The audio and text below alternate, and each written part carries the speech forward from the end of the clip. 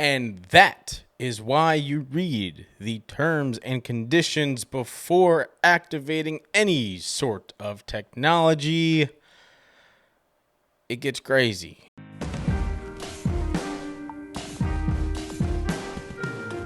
Companion is directed by Drew Hancock. It is, of course, from the minds of Barbarian, as they have marketed it as.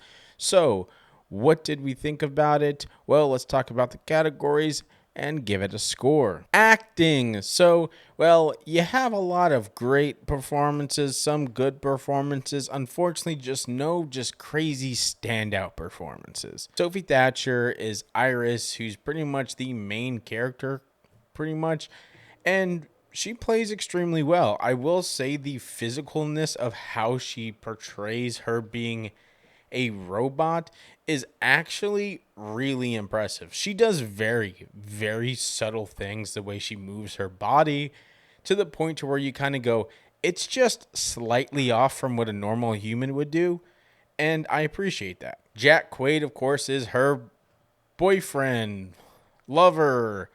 He's something, right? Pretty much the owner of this robot. And, well, yeah, he has a lot going on, and it's impressive. Jack Quaid does a really, really good job of hiding the internal feelings, but also having a safeguard mask. And I really appreciated what he did in this movie. Lucas Gage is probably the only other person within this cast that kind of stands out to me as having a pretty good performance. He plays Patrick, who's the love interest of someone else. And, well, yeah, he's good.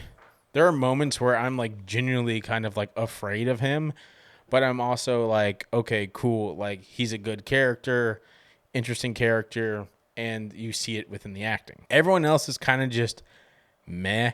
Everyone else is just kind of okay. They're there. They're putting on a good performance. Luckily, there's no horrible performances where I'm watching it and kind of going, what's going on? So with all that being said, I'm going to give it a half a star out of 1 within this category. Visuals. Well, Eli Bourne, I will say this. This film is beautiful. I really loved how the camera was moving and how it was just gliding around and just the activeness of it. Like I say, active cameras are so good. The framing of certain shots, the lighting in certain shots are just done so well. And then, of course, you can't forgive, like, the blood stuff looks good. The CGI stuff looks good.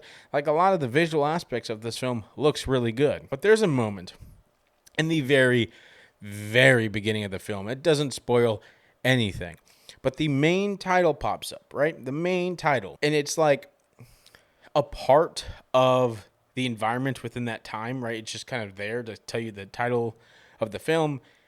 And it is reflected off of the lake as well as hidden behind trees. And you can see and peek through the trees and see the text still. And I say bravo, because it's small, very small things like that just get me amped up, because I go that attention to detail, because I know that they did that and hope that a few people will be like, hey, look, they did that. And you did it. You caught me. I looked at it. I liked it. Full star for this category. Audio. Well, they do what I like horror films, are just films in general, to have, which is a central theme. Their central theme is kind of spooky. It's kind of scary. It's kind of interesting and intriguing and inviting, but also kind of standoffish. It gives off a lot of feelings, and it's just good. They also have songs throughout the entire film, and they play a pivotal role. The other sounds that are used, from the car speakers to other people talking and how people talk and how they use audio when the robot talks and how she talks and when she changes how she talks. It's just good, because it's just like simple stuff. Like, it's not groundbreaking, and I've said this time and time again, you don't really have to try too hard to impress me, but you can do something like this, and I really liked it. I really enjoyed it, so I'm going to give it a full star out of 1 within this category. Story. So this story pretty much follows this guy bringing this robot girl to a retreat with their friends, and then things start going awry. And as a person who does not watch trailers, who doesn't read synopsises of movies, just literally goes to see whatever the title and the poster intrigues him enough to go see, I was surprised. Wow. There are twists and turns of this film that I didn't expect. Now, I did go into it knowing about a twist. I didn't know what the twist was, but I knew that there would be a twist with the whole entire story, and I wasn't anticipating it at all. The film does a really good job at subverting your expectations, but also trying to push you away from constantly thinking about what a twist could be. They're just bringing you along, and you're kind of there. The pacing is also done so well. This is a really short movie. Only about like an hour and a half, hour and 40 minutes. This film moves very quickly and very intensely, and I really liked it. But there's a problem.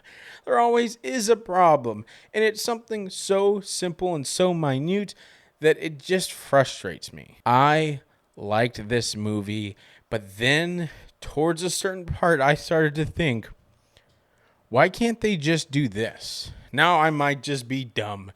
Very, very high possibility, I will say. But there was something, and I don't want to spoil it because I just don't want to spoil it, that I just went, couldn't they just do that? And they didn't, and they didn't even talk about it. Well, at least to my recollection, I was confused. Everything else about the movie is really stellar, and I'm really impressed.